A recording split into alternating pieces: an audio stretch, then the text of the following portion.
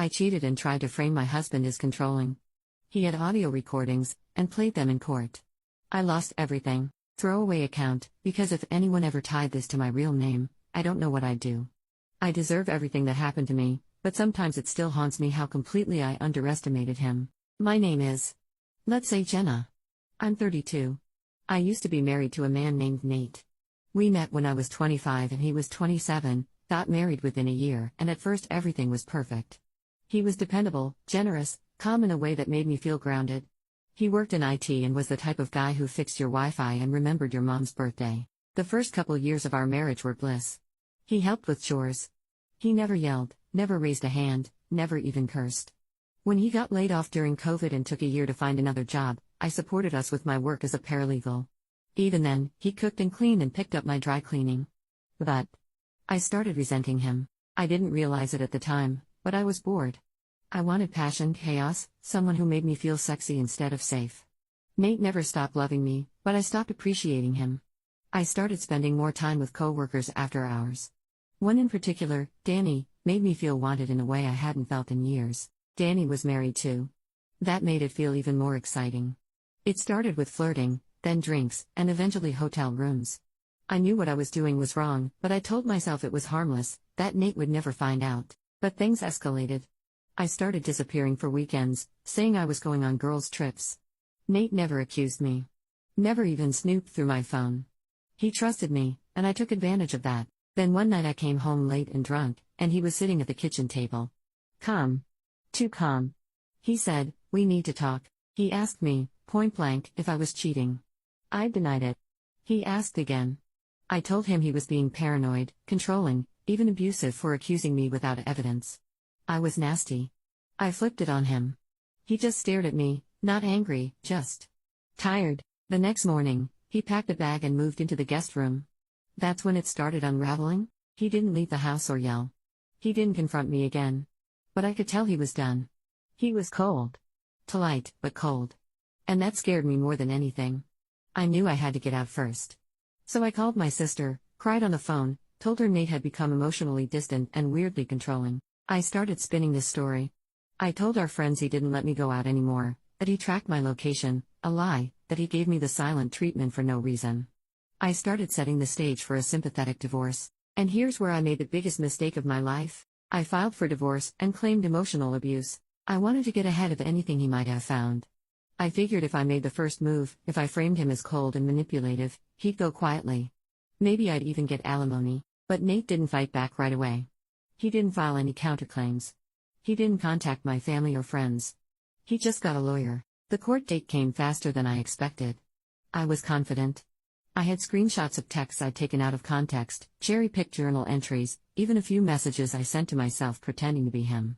I thought I had it in the bag. Then his lawyer stood up and calmly pulled out a USB drive. "This," she said, "is a collection of audio recordings my client legally obtained in his own home over the last 6 months." My blood went cold. I had no idea he'd been recording. And then they started playing them. The first one was from a morning I thought he'd already left for work. I was on the phone with Danny, talking about how pathetic Nate was, calling him a doormat, laughing about how easy it was to lie to him. Another clip had me mocking his mental health, saying I could cry to the right people and make him look like the abuser if I ever needed to. There were dozens. Me bragging to friends that I was keeping him around for the house. Me joking that I could just say he yelled once and that'd be enough. Me, in my own voice, crafting the narrative I'd used in court. When the audio stopped, the judge was silent for a long time. Then he looked at me, not angrily, but like he pitied me, and said, "This changes everything." And it did. My claim of abuse was dismissed on the spot. Instead, the judge advised Nate to file for defamation. The court called my conduct egregious. I lost any claim to alimony. Nate was granted the house. I was ordered to pay a portion of his legal fees. My own lawyer dropped me. But the worst wasn't the legal outcome. It was what happened after. My sister. My friends. My coworkers. They all heard the tapes. Nate didn't leak them, but once they were entered into the public record, word spread. People I had lied to, people who supported me, were horrified. I was asked to resign from my job. Danny ghosted me within days. And Nate. He never gloated. Never yelled. He just sent me a message 2 weeks later that said, "I really loved you. I just wanted you to know that." That message destroyed me more than anything else. I'll post part 2 shortly. But I want to say now, if you're cheating, if you're lying, if you're about to ruin someone good for your own selfish reasons, stop. Before it's too late. Rolling. After the courtroom fallout, I tried to tell myself it would all blow over. That people would forget. That I could rebuild somewhere else. But it's been over a year, and I still feel like a ghost of who I used to be. The consequences didn't just hit me once, they keep hitting, over and over, like aftershocks from a quake I set off myself. After I lost the divorce case and my job, I moved into a small one-bedroom apartment I could barely afford. My savings were wiped out from the court fees, and I had to take temp work just to get by. Word had gotten around at the firms in our area. Untrustworthy, unstable, recorded talking about weaponizing false abuse claims. I didn't just lose my job, I lost my career. The worst part? I couldn't even be angry. Nate never manipulated anything. He didn't leak the tapes. He didn't post anything online or trash me to our friends. He just let the truth come out. That was enough. Danny blocked me. I tried calling him the week after court, no answer. Then I checked his Instagram and saw he'd gone on a weekend trip with his wife. Like I'd never existed. All those nights I thought we were bonding, all those lies I told myself about him leaving her, garbage. I was just a fling. A dirty secret. The second things got messy, he disappeared. My sister didn't cut me off, but the relationship changed. She used to call me every day. Now she barely replies to texts. I think she still can't believe how easily I lied to her face. I don't blame her. A few months after the divorce, I found myself outside Nate's house. I hadn't planned it. I was just driving and I guess I wanted to see it one more time. Our house. The front lawn still perfectly edged, the porch light still flickering like it always used to when the wind blew hard. I didn't even knock. I just sat in my car and watched. Then the front door opened. It wasn't Nate. It was a woman, tall, brown hair, smiling as she stepped out with a glass of wine in one hand. Nate followed a second later, holding a second glass. He laughed at something she said and kissed her cheek. She leaned into him. I couldn't move. I wasn't even angry. I was just hollow. Nate looked happy. Genuinely happy. I drove away before he saw me. I don't know what hurt more, the fact that he moved on, or that he never looked back. I started seeing a therapist. I didn't go because I wanted to heal. I went because I felt like I was unraveling. The guilt was eating me alive. Every time I tried to sleep, I'd hear my own voice from the recordings playing in my head, laughing, mocking, scheming. I told my therapist everything. I didn't hold back or sugarcoat it. I wanted someone to tell me I wasn't a monster. Instead, she said something I'll never forget. You can't undo what you did. But you can decide what kind of person you'll be from here on out. That stuck with me. So I started writing everything down. All of it. The lies. The affair.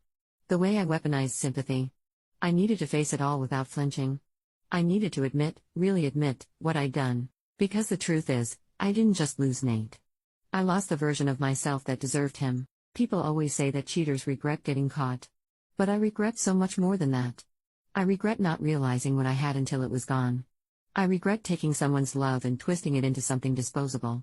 I regret being the villain in a story that didn't have to end this way. Sometimes I imagine what would have happened if I had told the truth when he first asked me.